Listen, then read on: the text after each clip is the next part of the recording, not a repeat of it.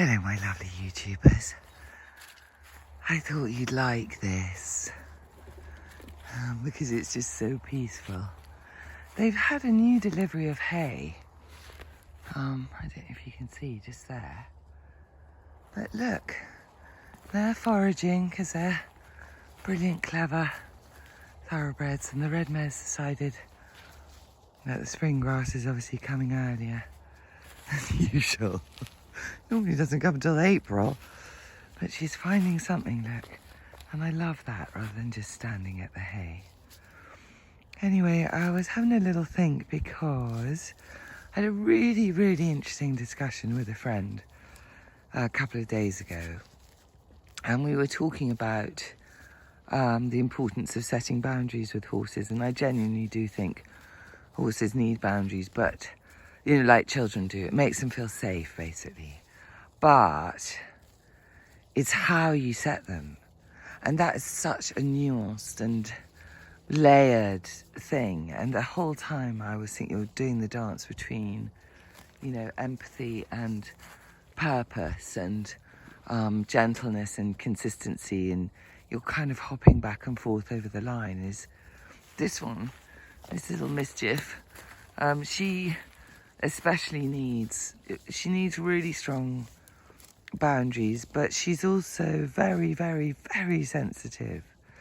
So I want to, you know, connect with her, but also make her feel safe. And the way I think about that is that I've got a plan, and my plan is not going to allow any mountain lions in. It's all life and death. It's all that atavistic. They are prey animals, so I always have to come back to that. Anyway, I was having this really interesting conversation with my friend, and with one of my mares, I'd got a little bit of what I call Mary Poppins. So that's when I'm slightly more spit spot than, you know, the super empathizer.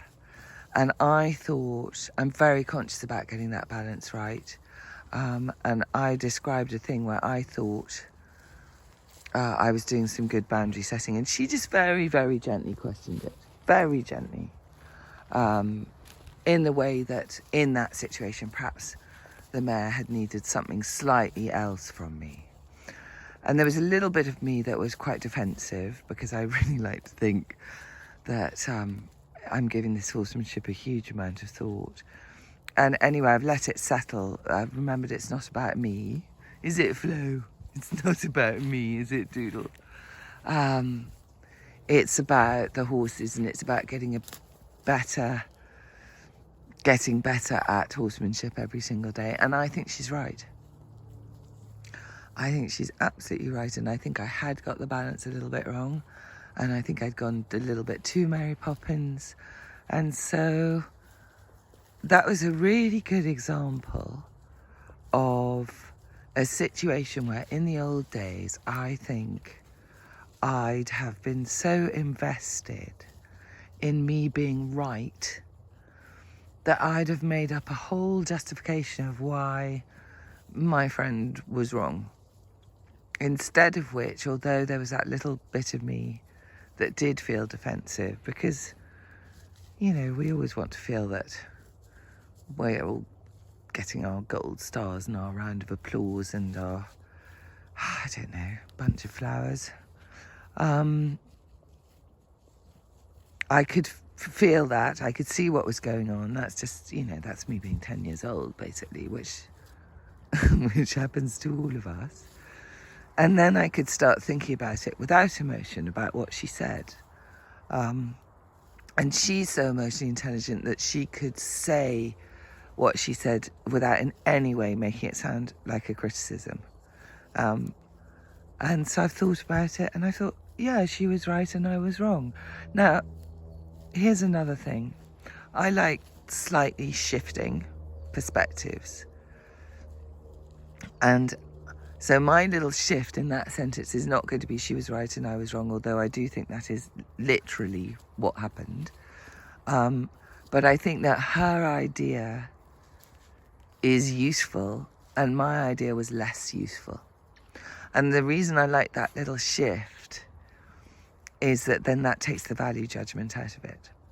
But it did chime in with something else that I've been thinking about a lot lately, which is I'm going to work this year on letting go. Yes, I am, Flo. Yes, I am, my little doodle. And my need to be right. I suddenly think this need to be right, I think it gets us into all kinds of trouble. So I'm just going to see if I can let it go. What's wrong with being wrong? We're all wrong all the time, all of us humans. But it's a horrible need to be right and to prove yourself right. That's even more horrible. So that is my plan. And as you can see, the horses approve of it tremendously. Oh God, I must stop laughing at my own jokes on YouTube, especially when they're not really very funny. You know that thing, the laughing at one's own jokes is actually really dangerous, because it's not so much the thing I've said that's tickling me and making me laugh, it's the accompanying thought that goes with it, which I promise you is always much funnier than the thing I've said out loud. But so it sounds like I really am a little bit of a, I don't know, bar and bore, roaring with laughter at terrible golf club jokes. Anyway, my lovely ones, here you are. You got to see something very happy and sweet. Look how well they're looking, my little furry muddy ones. Look at that, Florence! Florence! You don't bite the red mare on the arse! What are you thinking? Nobody... Feeny, what? Are you standing for that? You're the lead mare. What? Oh my God, Flo, you can't take over the herd. You don't want this job.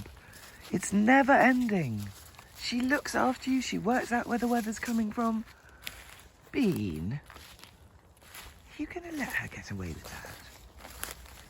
She's very wise, this one. She only fights the fights that really matter. Yes, you do, don't you? I think we could all learn from her. Anyway, I'm going to stop rambling and let you go. Happy Saturday, my lovely ones. I hope you enjoyed this. It's one of my nicer videos, I think. Quite easy, because I just had to stand still and point the camera at two beautiful horses.